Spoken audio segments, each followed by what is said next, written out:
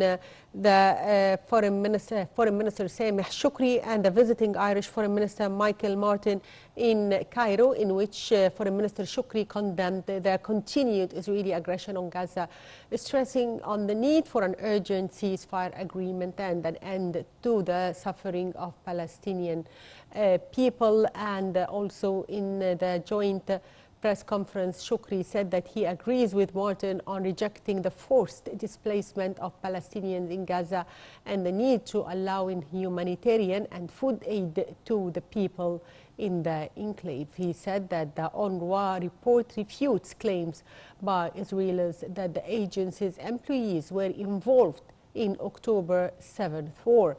He said that the UNRWA must return to work in Gaza and the decision to seize finances to the agency must be reversed, adding that it is the only agency capable to distribute aid in Gaza. For his part, the Irish Foreign Minister said the Israelis commit savagery and inhumane practices in Gaza. He stressed that there is urgent need for reaching a ceasefire in Gaza. And to shed more light on the importance of this press conference and the importance of the visit by the Irish Foreign Minister Michael Martin to Cairo, we are joined over the phone by Mr. Ambassador Mahmoud Ayoub. Mahmoud, Minister Plenipotentiary Commercial. Good afternoon, Ambassador Ayoub.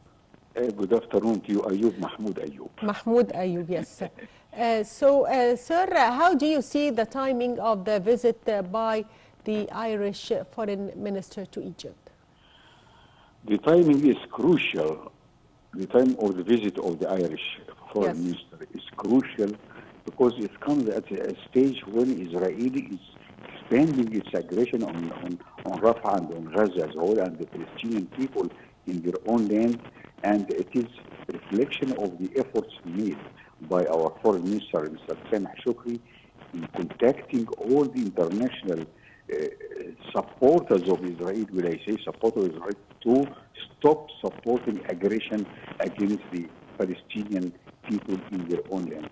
So the timing is very important and very crucial, and the utterings and the declarations and statements by the Irish Foreign Minister are quite positive one regarding the position of Egypt and the attitude Egypt is taking regarding the situation in Gaza as well. So also, sir, how do you see the topics and the points that were tackled in the press conference between the two ministers?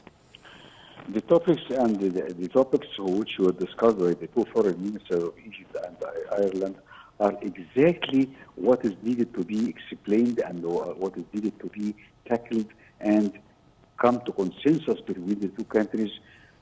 The need to stop aggression in all possible ways, especially when we find that many European countries who are blindly supporting Israel there is diversion now in their attitudes, and they are changing their attitude and the reflection to the Israeli invasion, and they are condemning it in clear and loud terms regarding what is happening and what are the prospects. Also, the prospects are very important in this respect because the Israelis are preparing for another onslaught on Rafah, which will be detrimental to the peace process in all the Middle East. So, sir, if we talk about the relations that bind Egypt and Ireland, how would you describe ties between the two countries? There are amicable, friendly, and strong ties between Egypt and Ireland, especially as far as economic area is concerned and trade relations are concerned. But now we find that we are expanding these relations to the political field, and when the foreign minister of Ireland comes to Egypt, this means that the European countries are keen to establish new consensus on what to do regarding the situation in Gaza as a whole, and several prime ministers and foreign ministers of the European countries came to Egypt to discuss with the Egyptian prime minister and the Egyptian foreign minister regarding the situation in Gaza and the prospects of. There are prospects, some are negative and some are positive, And the positive thing is that the European countries should press the Israeli aggressors, when I say aggressors in this respect, to stop their aggression on Gaza and do not think of any expulsion of Palestinians from their own land to the Egyptian borders. This is completely refused by the Egyptian counterparts and Egyptian head of state, and we are very clear in this respect. Whoever comes to here, to Egypt, this will not make Egypt change its position as far as its own territory and respects its independence and stability in the Middle East. And sir, how can Ireland help in efforts to put an end to the ongoing atrocities? Ireland and other European countries can do a lot. Why? Because European countries, besides the United States, of course, are supplying Israel with ammunition, with armaments, and with support, political support. And what is important for me or for us is the economic support which they are giving to Israel. When this support is stopped, the Israelis will have to change their minds because they find that most of the world is coming against them, not only Latin America and North America, etc., Canada and States, but also European countries, which were the hub of support for the Israelis in their established of Israel in 1948, and afterwards and until now, we find that there is change of attitude and change of direction of European countries. So this visit is important for Egypt, for Ireland, and for the peace and for stability especially in Gaza, because otherwise the ramifications are very dangerous as far as stability in the Middle East, and also it can spill to other countries like Jordan and Syria and Lebanon. So Sir Shukri said that the UNRWA report refutes claims by the Israelis that the agency's employees were involved in October 7th war. How important is the UNRWA work in Gaza, and how has stopping finances to the agency impacted the situation? The United Nations Relief and Welfare Agency was doing a wonderful job as far as its job in this place, the precarious ways and dangerous area, and they were sacrificing even their lives in Gaza. For the Israelis to claim that on 7 October the UNRWA was supporting this stuff is a void claim and not true. The UNRWA is doing a good and important job, and the lives of their employees were endangered, specifically endangered in certain cases, and its work should continue, and aid to UNRWA should not be suspended. It should be maintained and also increased to face the very difficult situation in which people, Palestinians in Gaza, are living now in Gaza. And this is of utmost importance for the international community, for Egypt, and also for Palestinians in their own land. So, sir, how would you describe the impact of the war on the global public opinion about the Palestinian cause? What we have seen during the last 4 or 5 months is that the world public opinion is beginning to change. Before that, most of the public opinion was supportive to Israel in some way or other. Now, they are not supporting Israel. When we see some countries, they are withdrawing their ambassadors from Tel Aviv or Jerusalem, from Israel as a whole. This means that the international community and the world is standing against aggression, and we all need to reach a ceasefire and stop aggression, and also give the Palestinians the many basic means of life which are needed and required. It will be water and food and medical supplies. All these things are stopped now because the Israelis are stopping the convoys from entering Gaza. Convoys, they are peaceful convoys, of course, supplied by Egypt and other countries, but mainly by Egypt. They stop its intrusion to Gaza, and this is means they are deliberately killing, this genocide, if we can call that, killing the Palestinians in their own land in Gaza. So, sir, one final question. In the joint press conference, Shukri and Martin condemned the Israeli aggression on Gaza, stressing the need for an urgent ceasefire agreement and an end to the suffering of the Palestinian people. How do you see prospects for seeing this translate on the ground? The press conference was quite expressive of the stand and positions of the two countries, which is very good and a positive attitude. On the ground, what is needed now is international pressure should be increased on the Israelis to stop aggression today, not tomorrow. This is number one. Second is that all the supplies to Israel should be stopped at the moment from any European or American or other countries in the world, and we have seen good prospects in this respect, and many countries have stopped supplying Israel with even economic aid and economic assistance and economic cooperation. They are stopping that. This means that Israel in a bad situation, in a difficult corner now because of its aggression in Gaza, and I hope that Israel will come to reason and know that its continuation of aggression in Gaza is detrimental to its own existence in the region. Okay, I'd like to thank you, Ambassador Ayoub, Mahmoud Ayoub, Minister Plenipotentiary Commercial. Thank you, sir, for being with us. Short break and we'll be back. Egypt opens up to the world. President Abdel Fattah al-Sisi meets with world leaders. أعبر لكم عن خالص الشكر والتقدير على حفاوة الاستقبال وكرم الضيافة.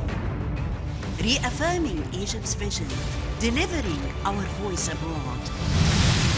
لتطوير التعاون الثنائي الاقتصادي والعسكري إلى مستويات غير مسبوقة. Discussing regional and international developments.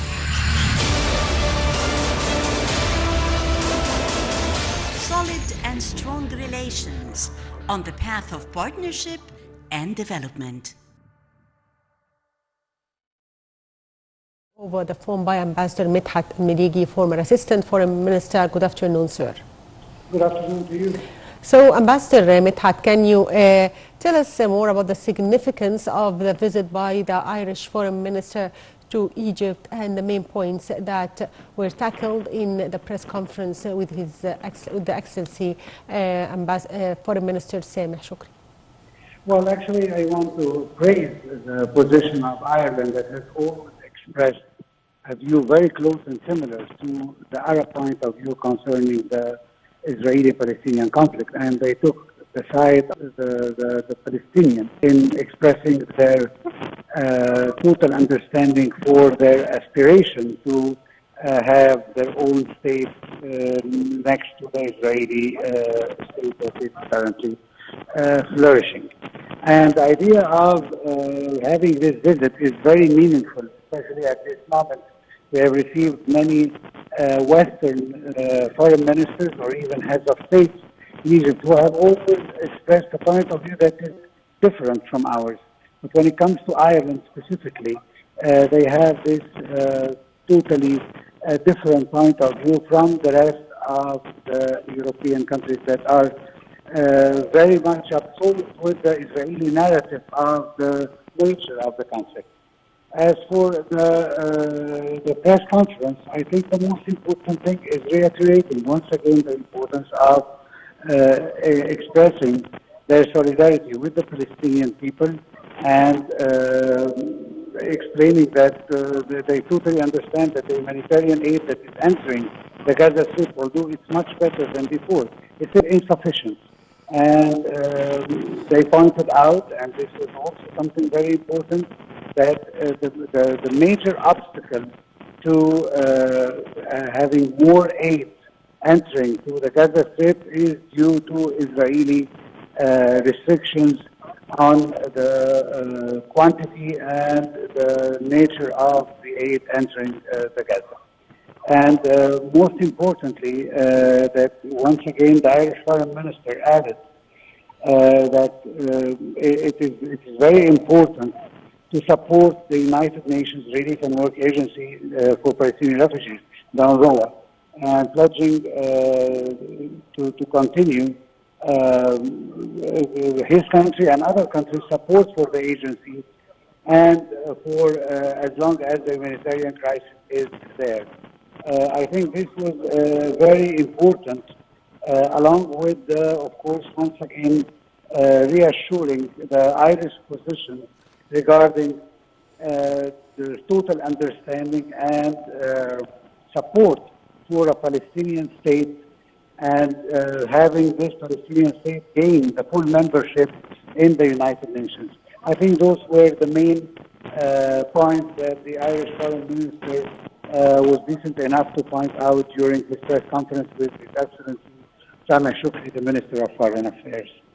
Yes, also they referred to the role of the UNRWA and that they must return to work in Gaza, and the decision to cease finances to the agency must be reversed. It is the only agency capable to distribute aid in Gaza, as there were reports UNRWA reports refute claims by Israelis that the agency's employees were involved in October 7th war. Can you elaborate on this? Well, actually, as I explained before, and I still repeating myself again, it's very important to say that this UNRWA is the only capable organization from the United Nations, and according it's unbiased and impartial organization that can deliver what is asked to deliver at this point.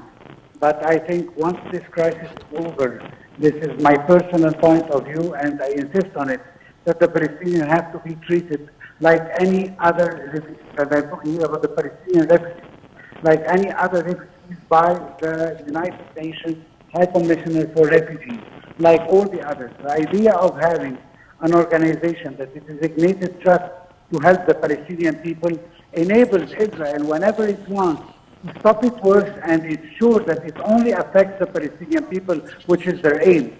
But they cannot do this once the United Nations High Commissioner for Refugees is in charge, because this organization is a worldwide organization, and they cannot stop its work because it's related to all the refugees all over the world.